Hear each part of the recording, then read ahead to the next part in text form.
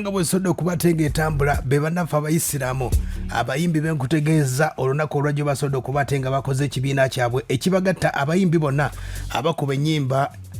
ez'obuyisiramu oba oliawo abakuba amataali zitalabu abakuba ennyimba zonna ezigwa mu kkowa eryo ng'ekibiina bakiyita kaswida nashide tarabu amataali association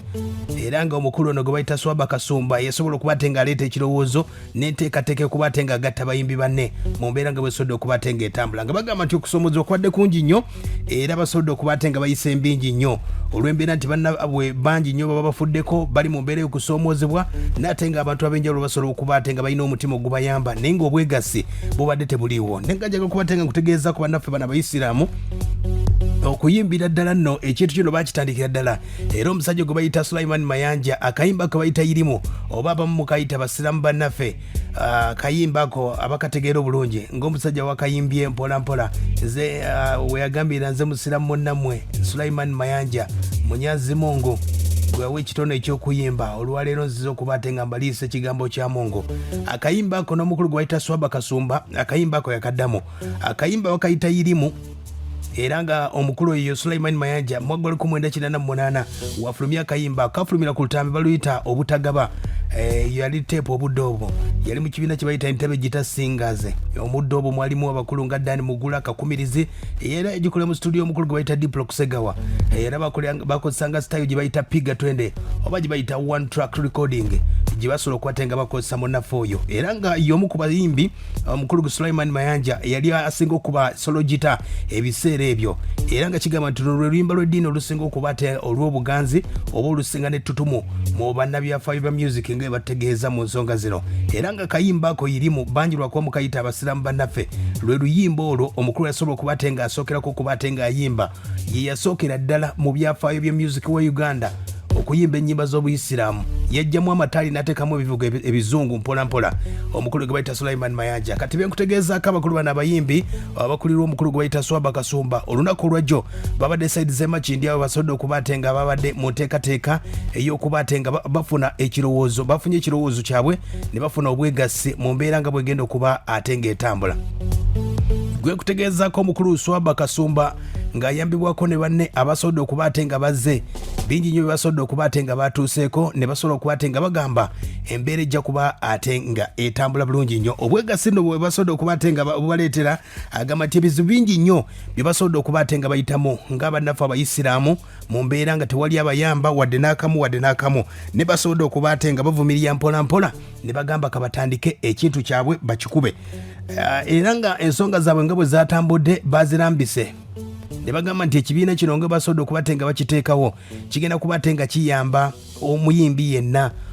ennyimba z'obuyisiraamu obanga gy'oli omukulu Swahaba Kasumba yakutegeezezza oyinza okumunoonyako ku namba ze z'essimu oba ku Facebook nosobola okubatenga omunoonyako n'omanya ebituufu byonna nga bigenda okubatenga bitambula kubanga ekibiina kyabwe kyetaaga abantu bangi nnyo wano nno bagenda kubatenga bazimba owa Uganda n'okumanyagana mbayimbi ab'enjawulo abakuba ennyimba ez'amataali tarabu byonna okusitula music w'abayimbi abannaffe abayisiraamu awo nno n'eddiini yaabwe esobola okubatenga etambula abayimbi wano bagenda kubatenga bongera okusitula abayimbi abato n'abayimbi abakivaamu oba oliawo abaagwa mu mbeera ey'okubatenga babadde bavudde ku maapo ekibiina kino kigenda okubatenga kibasitula mu mbeera eyo awo nno ogenda okubatenga olabira ne collaboration ez'enjawulo oba abayimbi nga batugeze Swahaba Kasumba ayimbyeko n'abayimbi abalala bakigolo oba baani mu mbeera y'okubatenga beesitula mu mbeera nga besobodde okubatenga etambula bo bategeeza nti ekibiina kino okubatenga bakiteekawo balowoozezza nti babadde mu kibiina kya Wuuma naye nga Wuuma ebadde etwala abantu bangi nnyo kati bo bali era bawandiikira Wuuma olw'embeera nti bo bali under Wuuma mu mbeera eyo kati omukulu Swahaba Kasumba yali ku board ey'abannaffe abawuuma naye n'agamba nti olw'embeera nti ebya Wuuma tebitegeerekeka kakola ekibiina ekiyinza okuyamba banne abategeera ebizibu bye n'abayimba music we awo nno omukulu Swahaba Kasumba n'ayagamba nti nga bakoze ekibiina kino emikolo gijja kubatenga gyeyongera bannaffe abayisiraamu bajja kumanya nti woofiisi yabwe eri makindye bakubira omuntu ayinza okubatenga agamba nti njagala bannaffe ab'amataali oba oliawo mu mbeera eyo bizibu bingi nnyo bagenda okubatenga basalira amagezi olw'embeera nti ne gavumenti oba oliawo ejja kubatenga eyagala beegasse mu mbeera eyo okitegedde mu nsonga nga bwe zatambudde y'ensonga ezo nga bwe zasobodde okubatenga zitambula era nga era nga patron w'ekibiina kino ye mukulu eyali former Supreme Mufti Sheikh Slimani Kasule Ndirangwa yakirimu ye patroni waabwe yagenda okuba ate nga abayambako okubabuulira wonna wali era yagenda n'okubalobingira oba okubasakira abayimbi bana bannaffe abayisiraamu. Enteekateeka zonna ngo zasobodde okuba ate nga zatambudde zatandise bweti n'ettaali.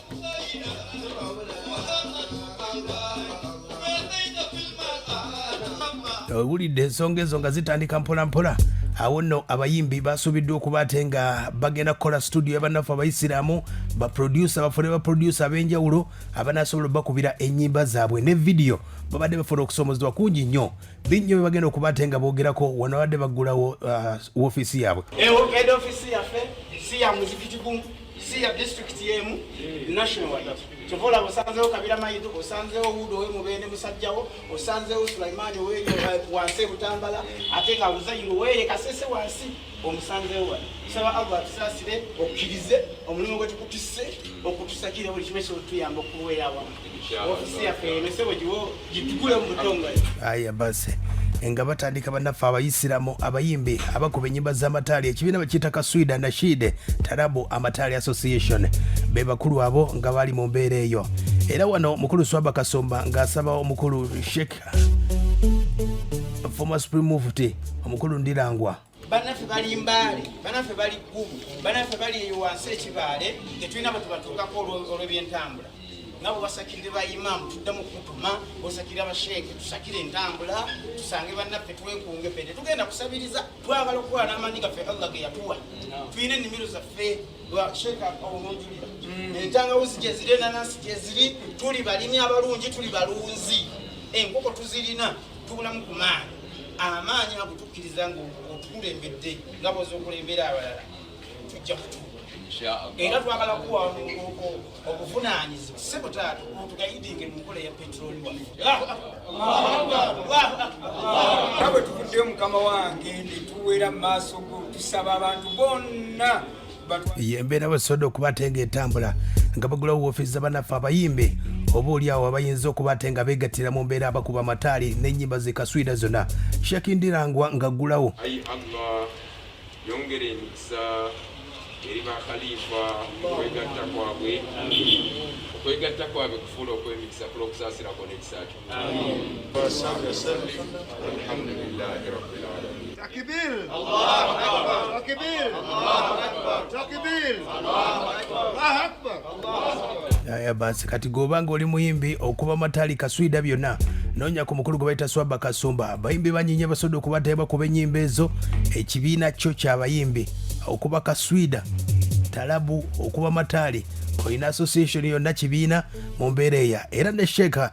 Ndirangwa yasobodde okuba ate ng'awa abayimbi obubaka ng'aggulawo woofiisi zaabwe n'abakakasa nti agenda basakira abayimbi abo. Mwebale nnyo mwebalire ddala okwegatta kubanga ne Katonda ayagala abantu abali ewamu. Nabwekityo bwe muba mwegasse ndabira ddala nti ebibala bingi mujja kubituukako olw'okwegatta kwammwe. Nyongera okubakubiriza nti ensonga yammwe nkulu nnyo mugende nayo mu maaso kyensuubira nti ne gavumenti ya Uganda eyagala abantu abali ewamu. Era nange olwaleero kyendiko nga Supreme Mufti yawummula Executive Director okutema empenda butya bayimaamu bange ne bamasheeke bwe banaava mu bwavu. Ate nammwe ng'abaana baffe kino kye mukoze kinene munejja mutya mu bwavu era munaava mutya mu mbeera embi musobole okwekulaakulanya n'okwezimba n'okugenda mu maaso. Musanyuse abantu kaswida zammwe ennungi ezisanyusa abantu ne anashidi ennungi ezisanyusa abantu. Bwe musomesa abantu baffe ne babaako ne bibayiga meseji ezo nga ziyita mu nnyimba zammwe abantu baffe basobola okukulaakulana, abantu baffe basobola okwebuulirira, abantu baffe basobola okugenda mu maaso, abantu baffe mwe kennyini musobola okuganyulwa kubanga muli wamu. Ate ne meseji zammwe ze mutuuse eri abantu nkulu nnyo era za kitiibwa. Abantu bajja kuzitwala era bajja kitwala nga ensonga enkulu. Ndowooza owulidde byebimu ku ebyo byasobodde okuba ate nga byatambudde bannaffe okuva ku Zaidi Makindye ekibiina kya bannaffe abayisiraamu kaswida nashide tarabu amataali association wekyasobodde okuba ate nga kyatandise era gwe ayagala okuba ate nga okyegattako osobola okuba ate nga obasange Makindye oba oyinza okufolowinga omukulu Swahaba Kasumba. Nze munsanyusa mwabali wano temuyimba nnyimba za buwemu kubanga ennyimba ez'obuwemu mbi Katonda tazikkiriza n'omubaka we Nabbi Muhammad. Ennyimba ezivuma abantu ezo si nnungi, ennyimba ezityoboola abantu si nnungi. Ennyimba ennungi zezo ezijjudde amakulu eziruŋŋamya buli omu, buli awuliriza n'awuliriza Kasumba byagambye nti bigambo ki, n'agamba nti bigambo ng'amakula bigambo birungi. Awuliriza Khalifa Sulaiman Lwanga n'agamba nti kasiida omusajja gy'asomye nga nnungi. N'abalala bannaye mugende mu maaso, kubanga Katonda yagamba nti washuara yattabi'uhumul ghaawun. Naye yali ayogera ku abo abayimbi ebintu ebitali n'amakulu. Bwe yamala n'aleeta istithna n'ayawula n'agamba nti abayimbi ababi be abayimba ennyimba ezitalina makulu, ezityoboola, ezoonoona, ezikola buli kikyamu. Abo Katonda teyabaagala.